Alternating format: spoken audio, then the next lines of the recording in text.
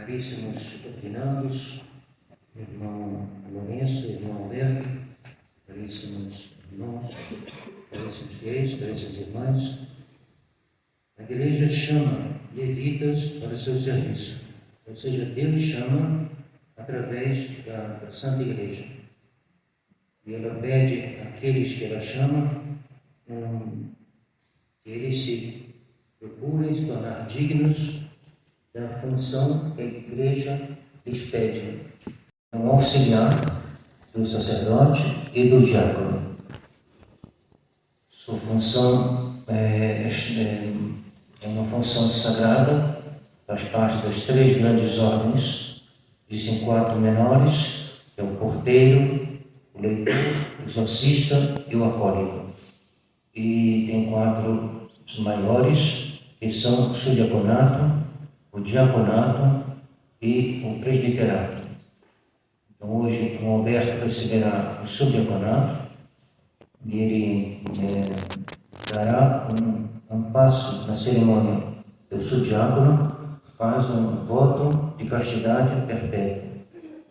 Então ele estará aqui no santuário e quando ele for chamado, ele dará um passo adiante. Esse passo significa o seu engajamento ao serviço de Deus, serviço da Santa Igreja e da maneira absoluta, da maneira que realiza o seu voto de castidade perpétua. O diácono é aquele que está mais perto do sacerdote. Ele está então no altar, ele vai apresentar, ele vai pôr o vinho no cálice, e ele vai também botar a gota d'água no cálice, e estará aqui então junto do sacerdote. Ele, na hora da consagração, abrirá a âmbula e porá a mão também junto com o sacerdote, oferecerá então a âmbula com as hóstias e também o cálice com o vinho, no ofertório. E na hora da consagração, ele vai tirar a pala de cima do cálice e vai acompanhar os movimentos do sacerdote, ajudando ele na hora da consagração. O diácono é aquele que está mais próximo da consagração. A consagração é o centro de tudo. A missa é o centro de tudo. A missa que esses homens que queiram arruinar, a missa que os modernistas quiseram destruir, e Dom Rifan fez uma pequena entrevista no qual ele vai defender a missa nova. Pois bem, Dom Rifan está traindo o seu mestre, que foi Dom Antônio Castro Maia. Antônio Castro Maia mostrou claramente o quanto essa missa era perniciosa. Ele nunca a celebrou, e o centro da nossa religião é a missa. Trair sob o ponto de vista da missa é trair toda a religião, trair toda a redenção, é trair nosso Senhor, que é o nosso Redentor. Então nós devemos procurar estudar bem a questão da missa, não vir aqui assim de maneira porque gostou do canto, porque gostou de alguma outra coisa. Nós devemos ir aqui para uma postura de fé para entender bem as exigências da Santa Igreja, exigências da nossa fé, da fé católica. Esses 2 levitas que se apresentam hoje e vão se aproximar do altar para rezar a missa de sempre. Eles não estão se preparando para rezar a missa nova, não estão se preparando para rezar a missa de sempre. Dom Guéranger pensa que as palavras da consagração, que do rito romano, são as mesmas que São Pedro pronunciava quando ele rezava a missa em Roma. Então é essa missa que é o centro de tudo, porque ela é a renovação do ato de Nosso Senhor no Calvário, e foi esse seu sacrifício que nos valeu a redenção. A Igreja é a grande instituição de Nosso Senhor para a redenção da humanidade, para a redenção daqueles que creram em Nosso Senhor, e logo a missa é o centro. E dois personagens, dois santos são apresentados como modelos do diácono, são Santo Estevão e São Lourenço. Santo Estevão que pregou com desassombro, Santo Estevão que pregou com grande força. A força é característica dessas ordenações que nós estamos fazendo, especialmente no diácono. Ele então pregou e por isso ele morreu. Morreu dando um exemplo de força, de constância, de amor da doutrina, de amor de Nosso Senhor. E os judeus taparam os ouvidos para não escutá-lo. E hoje também o mundo inteiro, por assim dizer, tapa os ouvidos para não escutar a voz da igreja, para não escutar aqueles que defendem a tradição, para não escutar Dom Antônio Castro Maia e Dom Lefebvre. Tapam os ouvidos. Dom Fernando Rifan tapa os seus ouvidos. Um homem que foi secretário de Dom Antônio Castro Maia e que hoje defende que a missa nova, por ser uma lei litúrgica, portanto universal, ela não pode ser senão boa. Ele não entendeu nada, quando se entendeu, esqueceu o que tinha entendido. Quem lê, diz um autor, quem compreende o que lê, quem retém o que entendeu.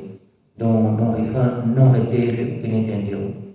Então, que cada um de nós procure estudar bem essa questão da missa e ser como Santo Estevão, ou ao menos que escutem a voz da tradição como os judeus deviam escutar e não escutaram. Não escutaram por causa do seu ódio, não escutaram porque queriam a morte de Nosso Senhor, tinham tramado a morte de Nosso Senhor e queriam a morte dos seus discípulos, dos seus sucessores, de todos aqueles que ensinavam essa doutrina da nossa salvação. Então, o diácono deve ser alguém que tem coragem de pregar. Se o mundo lhe fecha os ouvidos, se o mundo procura puni-lo, se o mundo procura matá-lo, o diácono deve pedir a Deus, humildemente, a graça de imitar São Lourenço e preferir morrer do que ceder aos modernistas. Modernistas fecham e tapam os ouvidos, eles não querem saber de Nosso Senhor. Em todos os aspectos, o modernismo é a reunião de todas as heresias e, portanto, não há nada que seja autenticamente católico que não seja combatido de uma maneira ou de outra pelos modernistas.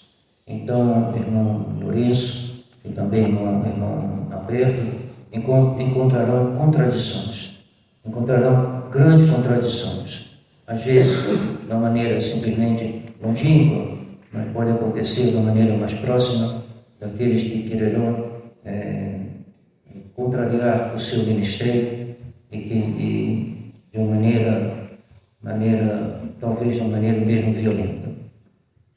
O outro personagem que é lembrado nessa cerimônia é São Lourenço. Justamente, caríssimo irmão Lourenço, o senhor traz o nome desse grande diácono, que era que ia na missa, sempre acompanhava o Papa Sisto II. E quando chegou o momento do martírio, primeiro do Papa, porque o Papa sempre ia rezar a missa com o seu diácono. E ele então, vendo o Papa partir e ele ficar, ele se queixou diante do Papa, dizendo assim, Santo Padre, como é que o senhor vai ao sacrifício? Ele ia ao sacrifício da missa sempre, né? Mas agora é um outro tipo de sacrifício. Como vossa santidade vai ao sacrifício sem o seu diácono? E o Papa lhe disse, Deus o reserva para combates maiores. Então o Papa foi martirizado e São Lourenço ficou. E então, os romanos vão em seguida perseguir São Lourenço, vão pedir que ele era o fevereiro, guardava todas as coisas de Roma, dos bens da igreja, e vão dizer a ele que ele tinha que entregar. entregar todos os bens para o imperador. Então, nós temos um dia para entregar, e esperando esse dia, ele distribuiu todos os bens, todos os tesouros da igreja aos pobres. E mandou os pobres se reunirem. Então, quando veio o encarregado do imperador, ele disse: eis aí os tesouros da igreja.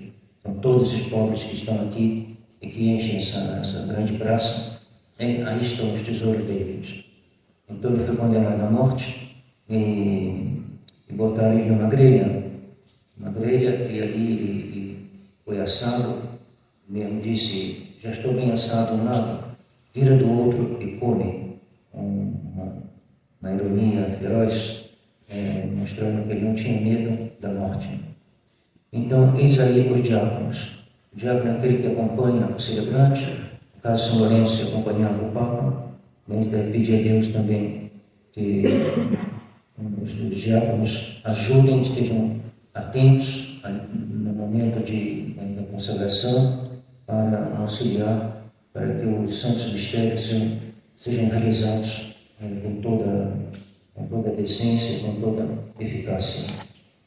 Bom, o que mais lembrar, senão que essas duas comunidades estão unidas por um mesmo desejo, por um mesmo combate, com mesmas referências, tanto para em Candeias como aqui. Todos nós olhamos com tudo que nós podemos, da nossa fraqueza, nós olhamos sempre para São Pio X, para a Santa Igreja, para o magistério verdadeiro da Igreja, e para Nosso Lefebvre, para Dom Antônio, e não para essa ausência do magistério, para esse magistério modernista que quer destruir a Igreja Católica, e que no momento que a gente vive é bem particular, porque a gente vê sempre houve uma certa hesitação em relação ao que fazer com Roma.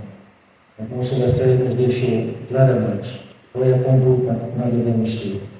Essa conduta que eu desejo aos nossos visitantes, nossos ordenandos, sigam sempre o exemplo do nosso Lefebvre, e não sigam uma maneira atenuada de seguir nosso Lefebvre, porque ela encerra grandes riscos. Há um grande risco de não ter a mesma postura que o nosso Lefebvre. Podemos definir a posição do nosso Lefebvre em dois aspectos. Primeiro, a doutrina, a qual ele brilhou como ninguém brilhou como ele, para defender a doutrina e explicar os erros modernistas. Segundo, é a prudência. Nosso Lefebvre nos deixou um exemplo de prudência.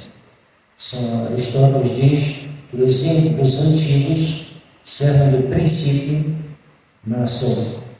Assim como os grandes princípios da razão, todos os princípios que a gente aprende em filosofia, assim como os princípios servem de referência para o raciocínio e para estudar, para desenvolver a teologia, etc. Pois bem, do ponto de vista da ação, que serve de princípio de referência, são os atos dos antigos. Então, o que nós procuramos guardar na memória, no coração, os atos de Dom Lefebvre, e não nos afastar do que nos ensinou. Claro, que uma situação que mude, mesmo se ela muda, o Sr. Lefebvre já tinha previsto, mas por hora ela não muda. O Sr. Lefebvre uma vez disse essa palavra bem impressionante: eles não mudaram, senão para pior. É o que nós vemos hoje em dia, um Papa que vai cada vez pior, e a grande tentação para os brasileiros estão mais longe dos acontecimentos que se passaram na Europa. A grande tentação, uma das grandes tentações, talvez a maior, é justamente essa que nossa onda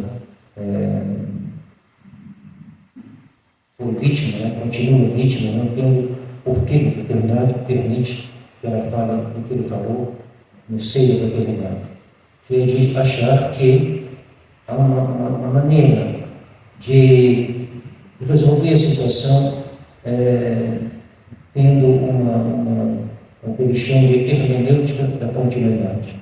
não vão brigar, vão tentar conciliar a Vaticano II com o que havia antes. O que havia antes, não, os mártires, justamente, o Kardinal Ratzinger dizia, os mártires morreram pela liberdade religiosa. A prova é que Constantino, em 313, deu a liberdade para todas as religiões. Então, eis aí o modelo do Vaticano II. Liberdade para todas as religiões. É uma falsidade, a mais perigosa de todas. Então, não foi isso que a Igreja ensinou, não foi isso que ela praticou. Ela praticou é o Estado católico. Então, para dizer que essa hermenêutica da continuidade, que se estende em vários aspectos, pois bem, ela não é para nós, jamais será uma referência, muito pelo contrário.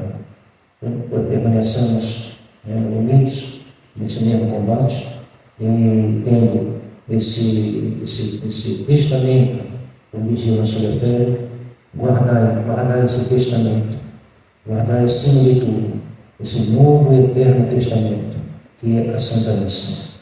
Eis aí o nosso Senhor nos legou a missa com tudo que vai junto com a missa para a salvação, a redenção dos homens, nossa redenção, nossa salvação e a glória de Deus, pela intercessão de Nossa Senhora, que é especialmente a mãe dos sacerdotes, ela que é a mãe do Redentor e do eterno sacerdote. Do Pai, do Filho e do Espírito Santo. Amém.